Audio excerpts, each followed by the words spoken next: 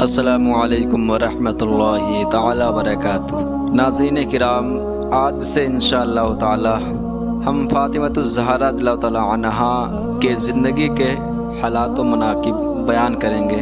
نام اور لقب۔ اللہ تعالیٰ کے پیارے محبوب صلی اللہ علیہ وسلم کی سب سے چھوٹی، چہیتی اور لاڈلی شہزادی کا اسم گرامی فاطمہ اور مشہور لقب زہرا اور بطول ہے۔ ان دو کے علاوہ مزید القابات بھی ہیں، جیسے طاہرہ پاک باز خاتون، مطہرہ پاک صاف خاتون، زاکیہ اچھے اخلاق و عادات کی مالکہ، راضیہ اللہ و رسول کی رضا پر راضی رہنے والی، سیدۃ نسائی اہل الجنہ جنتی عورتوں کی سردار، سیدۃ نساء العالمین سارے جہان کی عورتوں کی سردار۔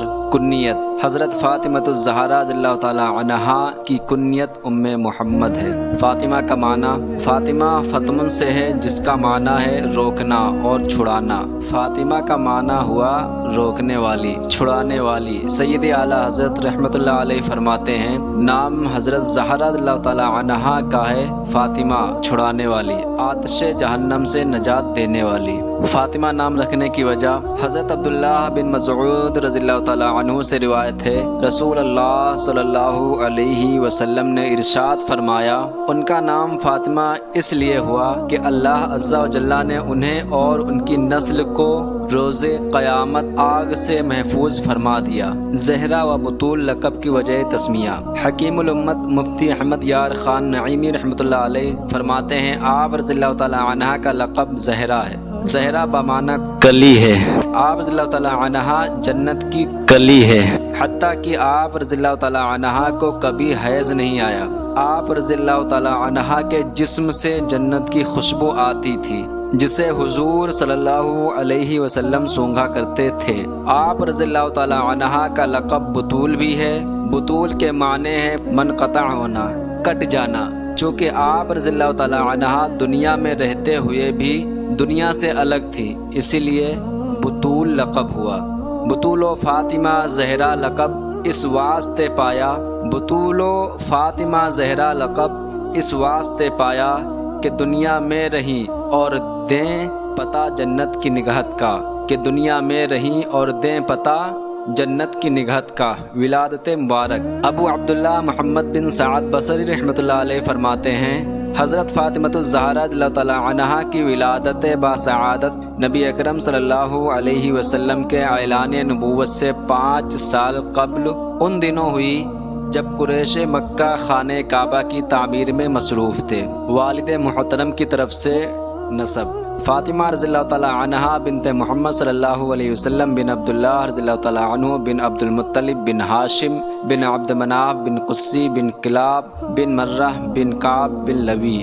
والدہ محترمہ کی طرف سے فاطمہ رضی اللہ تعالی عنہا بنت خدیجہ رضی اللہ تعالی عنہا بنت خویلد بن اسد بن عبد العزیٰ بن قصی بن کلاب بن مرہ بن کعب بن لوی۔ ساری فضا منور ہو گئی۔ شیخ شعیب حریفیش رحمۃ اللہ علیہ فرماتے ہیں، جب حضرت فاطمۃ الزہرا رضی اللہ تعالی عنہا کی ولادت باسعادت ہوئی تو ساری فضا آپ رضی اللہ تعالی عنہا کے چہرے کے نور سے منور ہو گئی۔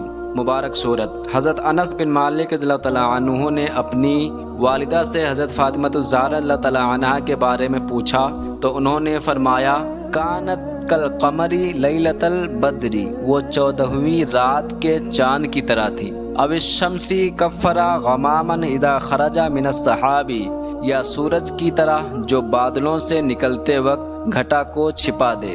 بیضاء مشربۃ حمرۃ، چہرے کی سفیدی سرخی مائل تھی۔ لہا شعر اسود، ان کے بال بہت سیاہ تھے۔ من اشد الناس برسول اللہ شبہا، سب سے بڑھ کر رسول اللہ صلی اللہ علیہ وسلم سے مشابہ تھی۔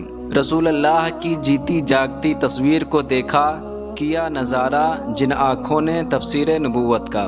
ولادت گاہ: حضرت علامہ علی بن برہان الدین حلبی رحمۃ اللہ علیہ فرماتے ہیں، بطول زہرا رضی اللہ تعالی عنہا کی ولادت حضرت خدیجہ رضی اللہ تعالی عنہا کے گھر پہ ہوئی۔ اس مکان میں اگرچہ شہزادی کونین کی دیگر بہنوں کی ولادت بھی ہوئی، لیکن عظمت زہرا رضی اللہ تعالی عنہا کی وجہ سے یہ مولد فاطمہ کے نام سے مشہور ہوا۔ حضرت امیر معاویہ رضی اللہ تعالی عنہ نے اپنے دور خلافت میں اسے خرید کر مسجد میں شامل کر دیا۔ خاتون جنت کی پرورش۔ اہل عرب کا دستور تھا کہ وہ پیدا ہونے کے بعد بچوں کو دیہات میں بھیج دیتے تاکہ اسی ماحول میں ان کی پرورش ہو، فصیح عربی زبان سیکھیں اور جسمانی لحاظ سے مضبوط ہو۔ حضرت خدیجۃ الکبریٰ رضی اللہ تعالی عنہا کے ہاں کسی بچے کی ولادت ہوتی تو آپ رضی اللہ تعالی عنہا بھی اسے دودھ پلانے کے لیے دائی کے حوالے کر دیتی، لیکن جب دو عالم کے تاجدار صلی اللہ